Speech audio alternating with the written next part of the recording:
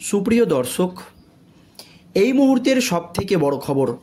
দর্শক, আর.জি. কর কাণ্ডে মহিলা চিকিৎসকের মৃত্যুর ঘটনায় সমাজের সমস্ত শুভবুদ্ধি সম্পূর্ণ মানুষ যে যার মতো করে প্রতিবাদ জানাচ্ছে। সকলের একটাই দাবি, দ্রুত বিচার চাই। এই আবহে দীর্ঘ টালবাহানার পর বা দীর্ঘ প্রতীক্ষার পর সুপ্রিম কোর্টে আজ হতে চলেছে আর.জি. কর মামলার শুনানি। আর সেই দিকেই তাকিয়ে রয়েছে গোটা দেশবাসী। আর এই আবহে চাঞ্চল্যকর তথ্য ফাঁস করল কেন্দ্রীয় তদন্তকারী সংস্থার সিবিআই আধিকারিকরা। জানিয়ে রাজ্য রাজনীতিতে নতুন করে শোরগোল পড়ে গিয়েছে। দর্শক, এই আর.জি. কর কাণ্ডে প্রথমেই তদন্তভার হাতে নিয়েছিল কলকাতা পুলিশ। আপনারা জানেন, তার পরপরই কলকাতা পুলিশের বিরুদ্ধে তথ্য প্রমাণ লোপাটের মতো মারাত্মক অভিযোগ ওঠে। তার পরপরই রাজ্যের বিচার প্রক্রিয়া নিয়ে প্রশ্ন তুলে দিয়েছিলেন কলকাতা হাইকোর্টের বিচারপতি টি.এস. শিবাজ্ঞানাম। এর পরপরই এই তদন্তভার কেন্দ্রীয় তদন্তকারী সংস্থার সিবিআই আধিকারিকদের হাতে তুলে দেওয়া হয়। এর পরপর স্বতঃপ্রণোদিতভাবে এই মামলা গ্রহণ করেন সুপ্রিম কোর্টের প্রধান বিচারপতি ডি.ওয়াই চন্দ্রচূড়ের নেতৃত্বাধীন ডিভিশন বেঞ্চ। সেখানে কেন্দ্রীয় তদন্তকারী সংস্থার সিবিআই আধিকারিকরা জানায়, এই আর.জি. কর কাণ্ডে একাধিক প্রমাণ বা তথ্য লোপাট করা হয়েছে, তাই জন্য তদন্তে দেরি হচ্ছে। তবে মৃত চিকিৎসকের যারা সঙ্গী বা যারা তার জন্য ন্যায্য বিচার চাইছে বা জুনিয়র ডাক্তাররা, তাদের দাবিতে অনড়। আর এই আবহে ফিঙ্গারপ্রিন্ট উধাও। আর.জি. কর কাণ্ডে কে করলো এই ফিঙ্গারপ্রিন্ট উধাও, তা নিয়ে রাজ্য রাজনীতিতে একেবারে শোরগোল পড়ে গিয়েছে। কি জানিয়েছেন কেন্দ্রীয় তদন্তকারী সংস্থার সিবিআই আধিকারিকরা, দেখুন। সুপ্রিম কোর্টে আর.জি. কর কাণ্ডের পর একের পর এক মোড় ঘোরানো তথ্য সামনে আসছে। তিলোত্তমার ময়না তদন্তের সময় গঠিত মেডিকেল বোর্ড নিয়ে উঠেছে একাধিক প্রশ্ন। সেই মেডিকেল বোর্ডে ছিলেন ফরেনসিক মেডিসিনের চিকিৎসক দেবাশিস সোম। তার উপস্থিতি নিয়ে প্রশ্ন উঠেছে মেডিকেল বোর্ড গঠনের নির্দেশিকা নিয়েও। সেই নির্দেশিকার নথি এসেছে আমাদের হাতে। তাতে দেখা যাচ্ছে নির্দেশিকায় সই করেছেন প্রাক্তন উপাধ্যক্ষ সঞ্জয় বরিষ্ঠের। তাহলে স্বাস্থ্য ভবনের তরফে মেডিকেল বোর্ড গঠনের কোনো নির্দেশিকা আসেনি। মেডিকেল বোর্ড এনআরএস থেকে অ্যাসিস্ট্যান্ট প্রফেসর পদমর্যাদার সম্পূর্ণ যে চিকিৎসককে রাখা হয়েছিল, তাকে নিয়ে গোড়া থেকেই প্রশ্ন তুলেছিলেন আন্দোলনকারী চিকিৎসকরা। প্রশ্ন উঠেছিল, একজন অ্যাসিস্ট্যান্ট পদমর্যাদার প্রফেসর কম অভিজ্ঞতা সম্পূর্ণ চিকিৎসককেও কেন এই ধরনের স্পর্শকাতর বিষয়ে মেডিকেল বোর্ডের সদস্য করা হলো, কার নির্দেশে? এবার তা সামনে চলে এলো।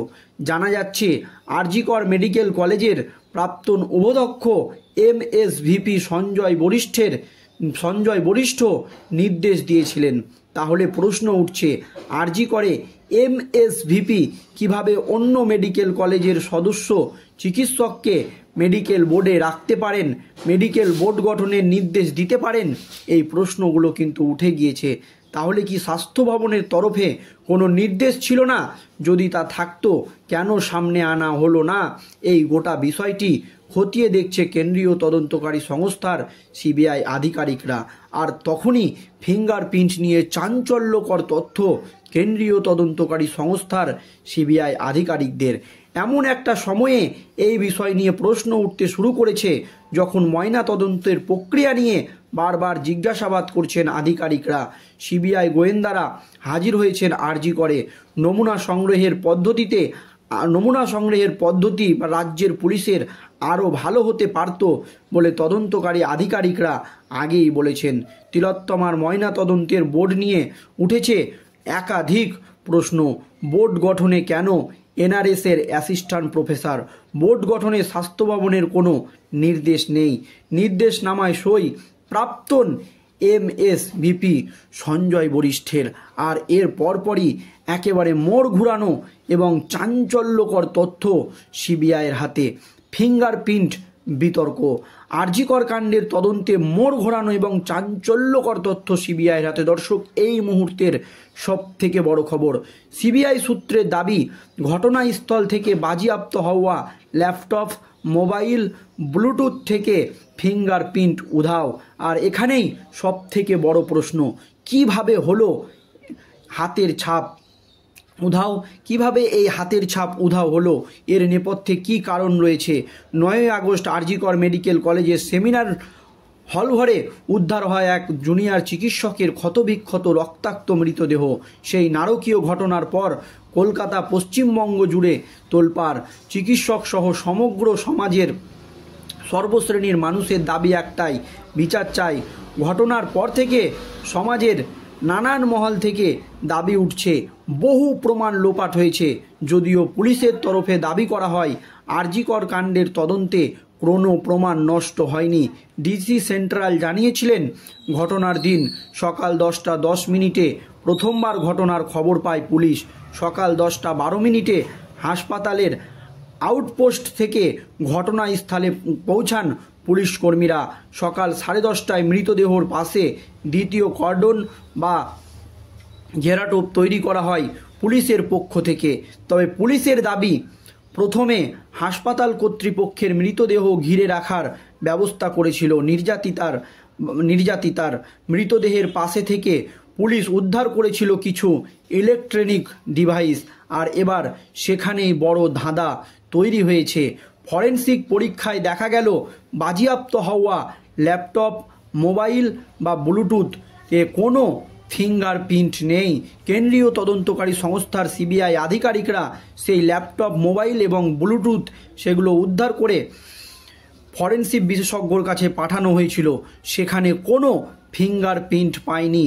তাহলে কি খুনের পর কেউ বা কারা এই সমস্ত ডিভাইস থেকে হাতের ছাপ মুছে ফেলেছিল, যাতে ব্যবহারকারী বা অন্য কারোর হাতের ছাপ না মেলে?